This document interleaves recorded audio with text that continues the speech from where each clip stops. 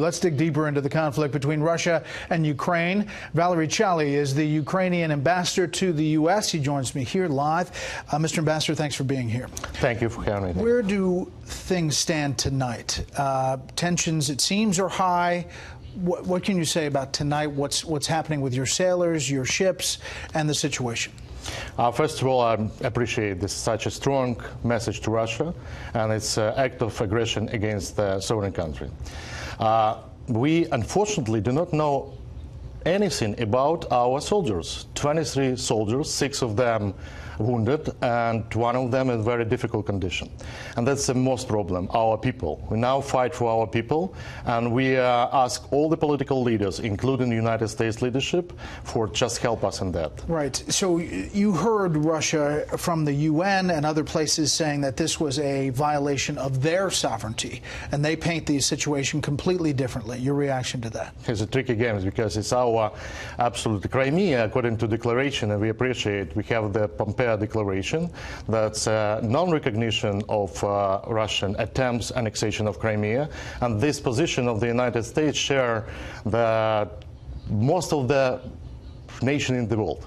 And only such countries like Venezuela or North Korea or Iran not share that. So that's the main thing. That's an act of aggression in international waters, in international area, not Russia area. That's very important.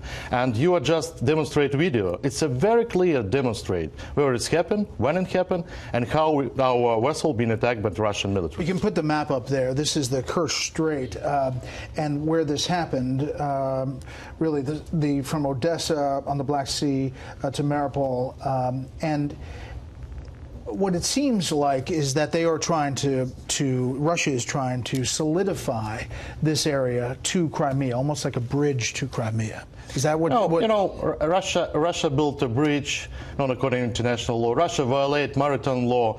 It's very clear for everybody, understandable. And we all understand this next attempt of violation of international law. What's Russia doing now? They try to change rules by force.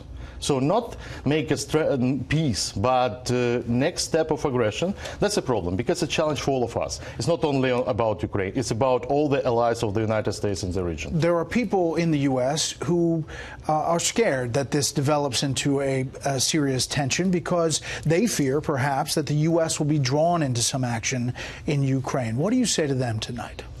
You know, first of all, we hear and appreciate strong messages from the Congress. And the comments of the even president, I know that President Trump comments something, but we know that's action more important than just comments.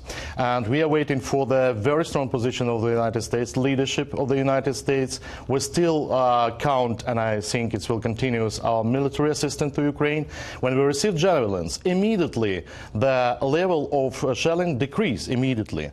Very significantly. That's why we plan to improve our capabilities of Navy, and we now discuss this with the United States and other countries. So those actions may be coming in coming days? It's not a coming days, you know, it's our strategic partnership for a long time. Ukraine now in the front line, including now Black Sea, and believe me, not only we, but we are really concerned about that, our friends, the countries of NATO in the Black Sea, and by the way, other countries who can be next after aggression. Now we are on front line. Who will be the next? I talked to your president, Poroshenko, last year. He said that negotiations with Russia were improving, although there were Russian separatists and Russians inside your country. Essentially, Ukraine is still at war, is what he kind of told me. In 2016, I asked him about the 1994 agreement, where you, Ukraine, gave up your nuclear program in exchange at the time for Russia to respect your borders. Here's his answer.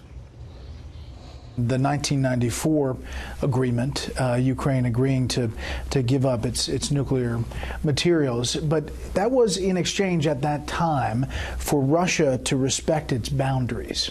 Ukraine voluntarily gave up the third biggest nuclear weapons arsenal in the world. And of course, we do it in exchange of the security assurance, and they guarantee the territorial integrity and sovereignty of my country. And unfortunately, in the year 2014, when one of the permanent members of the United Nations Security Council become an aggressor, and they annexed the Crimea and make an aggression on the east of my country. After Russia's actions, do you now look back in retrospect and say maybe we should have held on to the nuclear material as a deal maker? You are absolutely right. So do you look at this as a step backward now? Do you think the tensions have increased exponentially over the last 2 years, or where do you see it tonight? I think it's an important point because, and these days, it's a test for all of us, including first Ukraine, but including the United States. We're ready for such a next step by Russia, aggressive step or not. I just mentioned, my president mentioned about Budapest Memorandum. Russia broke this, but instead of that, they deployed nuclear carriers in Crimean Peninsula, changed the nature of this very beautiful peninsula from resort to military base. They use this military base for Syria. They now try to restore facilities of Soviet Union, nuclear storage facilities. That's a real threat.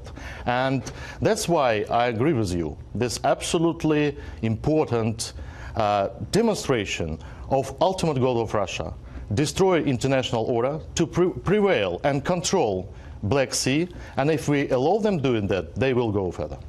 Mr. Ambassador, we appreciate your time on this very news-making night. We appreciate it. And thank you for support.